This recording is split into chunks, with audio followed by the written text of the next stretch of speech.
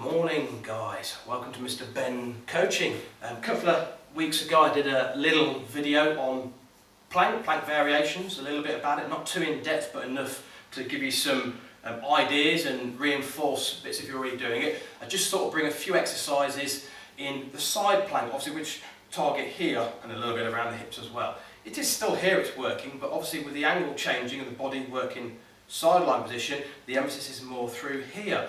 And I did a recent talk on the role of the core in cycling, and obviously running as well, but cycling predominantly. And the research I found from looking on internet and Google and other trainers is that the hip flexors are working and the obliques are working. So by targeting side plank, we can work this area more, which will help with our cycling.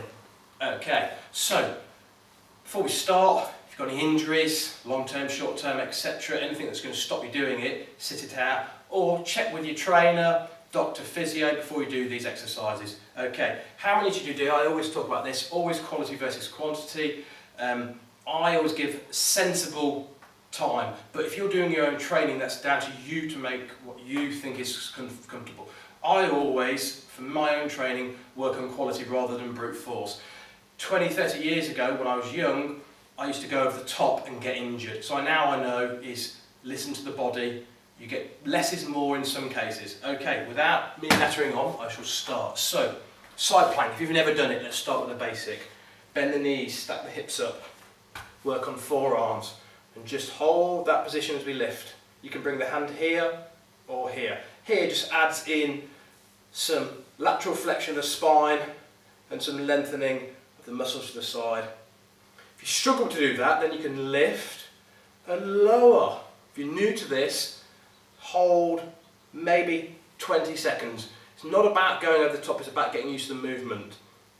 If you're regularly doing side plank, we can work onto the forearms and we can work into here. Think of shoulder blades down the back, nice alignment, scoop the belly button in, lengthen from the crown of the head, and we breathe in through the nose, out through the mouth. 30 seconds is a good starting point.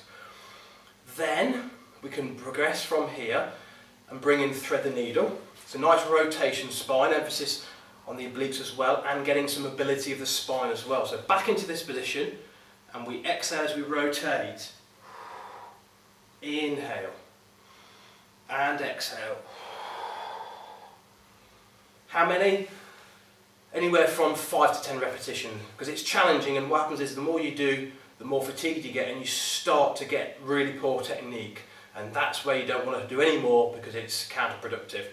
Okay, then from here guys, we can bring a leg over and we can work more on the strength of the shoulder and shoulder girdle by going into this position here. Okay, so we can work in here, soft elbows, again up to 30 seconds. That's another good variation to do. There are many different types to do, but I'm only giving you some simple ones to do that you can add into your training you're doing already on there. And there's lots of other variations. You can use equipment like the roller, etc, but those 4 are fine for you to start. And obviously before you do these exercises, always make sure you're warmed up. Don't just do them without any warm-up. When should you do these? When it suits you. Post-cycling could be done. Pre-cycling, I don't tend to do such exercises before cycling. I tend to do them another time off the bike or when I've just come in. So enjoy trying these planks. If you're already doing the plank work, then fantastic. But it's worth obviously, since you've been watching this, there might be a few points here that you can adapt. Okay, take care guys, stay safe, see you in the next video. Bye bye.